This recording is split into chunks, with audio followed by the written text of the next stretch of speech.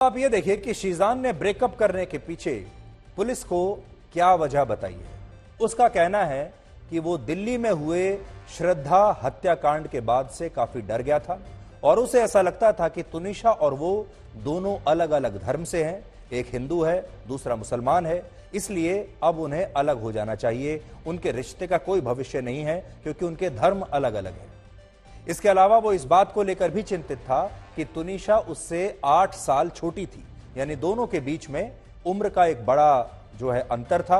तुनिशा 20 साल की थी और ये जो लड़का है शीजान ये 28 साल का है और इसी वजह से उसने ये फैसला किया। हालांकि तुनिशा के दोस्तों का आरोप है कि शीजान पुलिस को झूठ बता रहा है, झूठ बोलकर गुमराह कर रहा है, क्योंकि असलियत में उसने कभी भी अपने रिश्ते में तुनिशा की परवाह की ही नहीं और उसे हमेशा धोखा दिया। और असल में शीजान यही चाहता था कि तुनिशा खुद ही या तो अलग हो जाए या फिर अपनी जान ले ले। शीजान खान वो एक साइड से अपने प्यार को तुनिशा को धोखा दे रहा था। उसका बहुत सारे लड़कियों के साथ अफेयर चल रहा था, लाइक डेट कर रहा था, सेक्सुअल रिलेशनशिप था और जिससे तुनिशा बहुत ज्यादा डिप्रेस होती थी। अली बाबा के सेट पे हमेशा माहौल बहुत फ्रेंडली और बहुत ही we were like family, we are like family और कुछ भी ऐसा माहौल में ऐसा कुछ नहीं था कि जिससे ऐसा लगे कि कुछ परेशानी है। कुछ बहुत अच्छा माहौल है। शीजान और तुनिशा के बीच में ऑन सेट कभी झगड़े मनमुटाव ऐसे हमारे सामने कुछ नहीं हुआ। उसका ब्रेकअप चल रहा था, वो माँ को भी उसने बताया था कि ये लड़का ब्रेकअप किया हुआ है और मेरे से बात नहीं करता और मेरे से फ्रेंडशिप नहीं रखना चाहता है, तो इसी टेंशन में उसने वो कल उसके रेस्ट रूम में जाके हैंगिंग कर दिया है।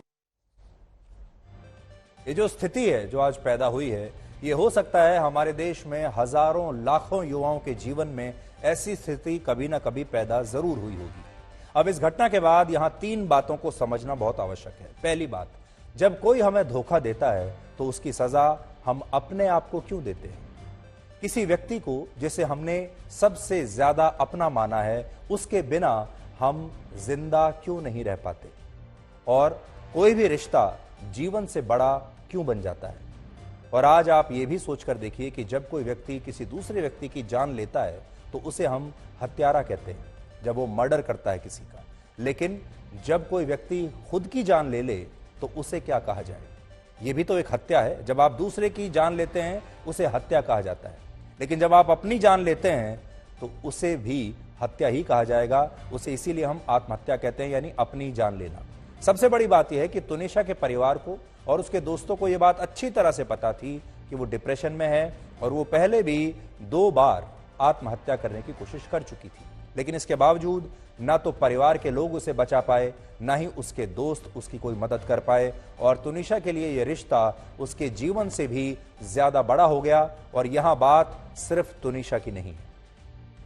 पिछले कुछ वर्षों में कई एक्टर्स ने इसी तरह से आत्महत्या की है और उनके आत्महत्या करने का सबसे बड़ा कारण था रिश्ते, यानी रिलेशनशिप्स।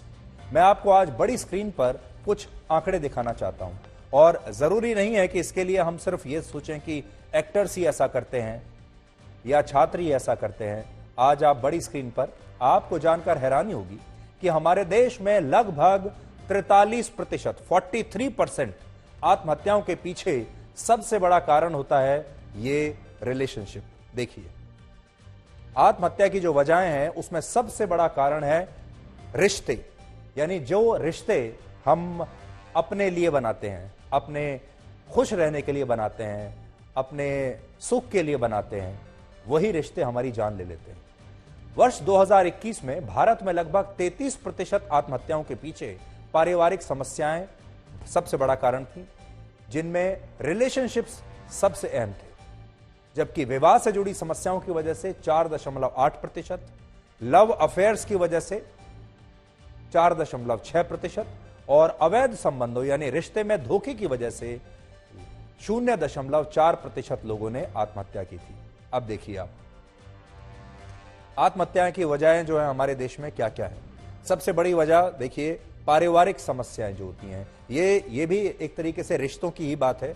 33%, बीमारी की वजह से 18%, नशे की वजह से 6.5% के आसपास, विवाह संबंधी समस्याओं की वजह से भी लगभग 4.8%, प्रेम प्रसंगों की वजह से 4.6%, कर्ज 3.9%, बेरोजगारी की वजह से भी लोग आत्महत्या करते हैं और शक या फिर अवैध संबंध की वजह से भी लोग आत्महत्या करते हैं।